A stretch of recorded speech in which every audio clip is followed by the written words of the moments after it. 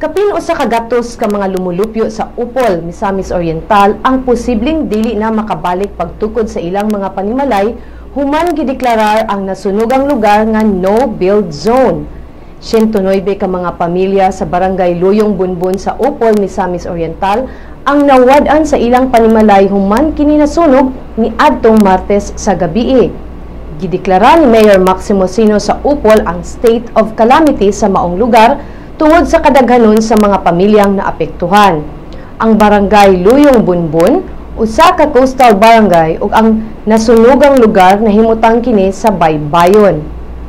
Tungod niini nimando si Mayor Seno nga dili na patukuran og balik ang maong lugar.